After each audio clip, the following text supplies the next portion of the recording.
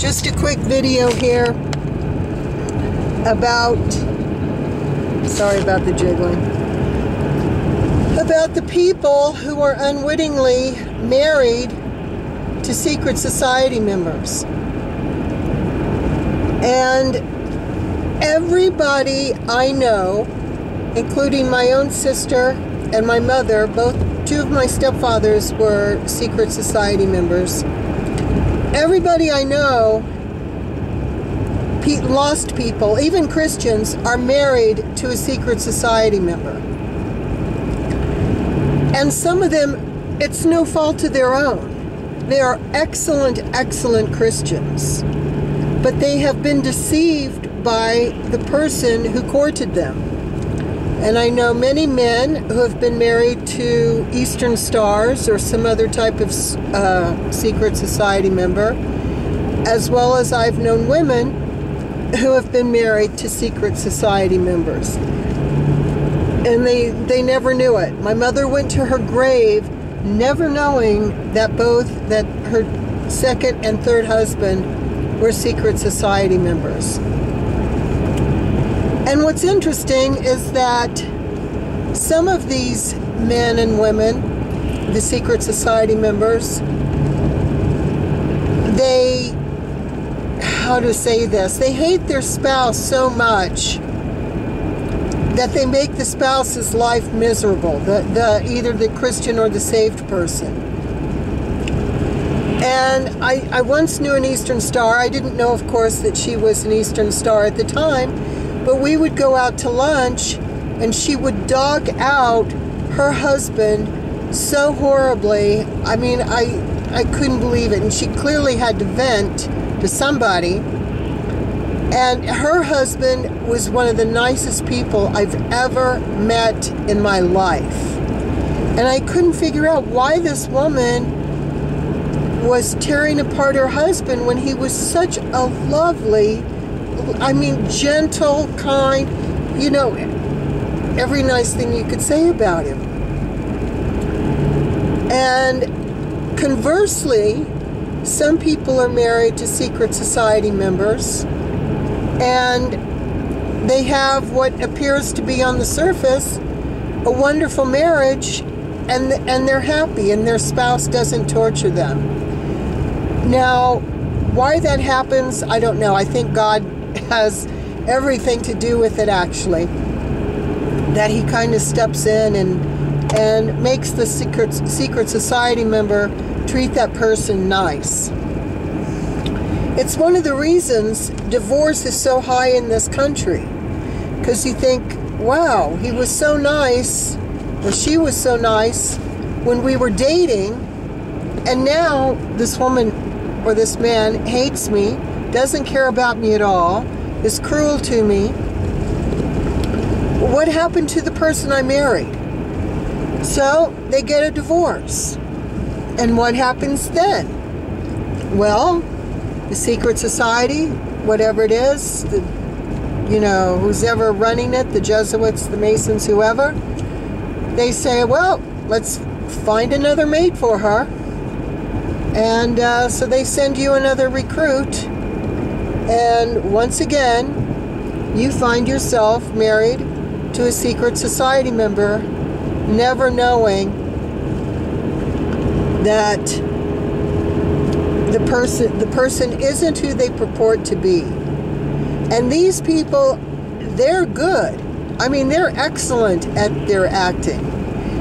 And I never married because...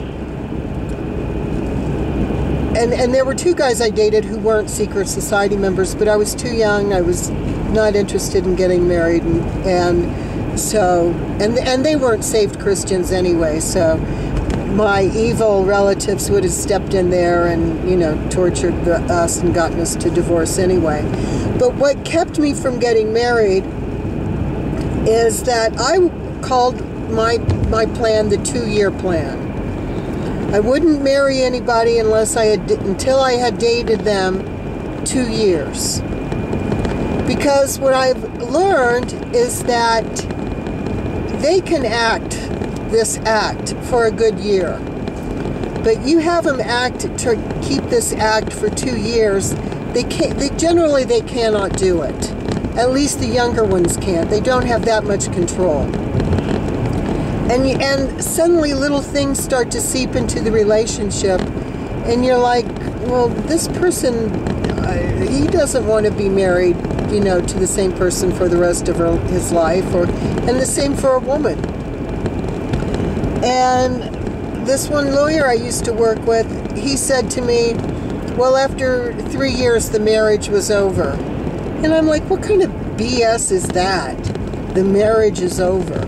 What, it's got a starting point and an ending point, arbitrary, that someone decides? That doesn't even make sense.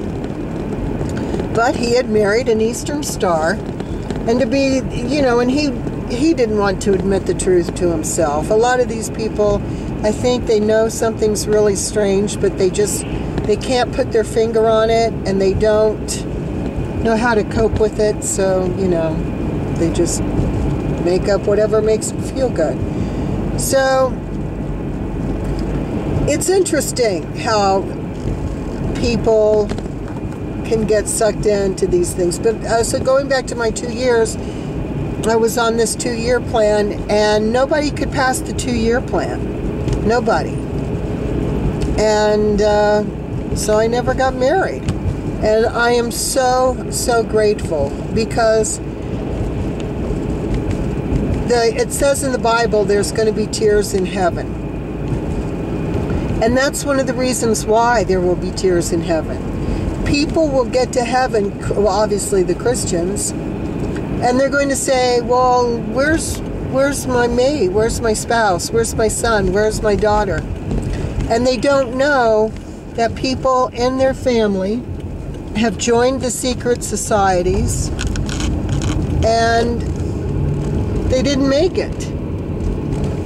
And that's why there's going to be so many tears.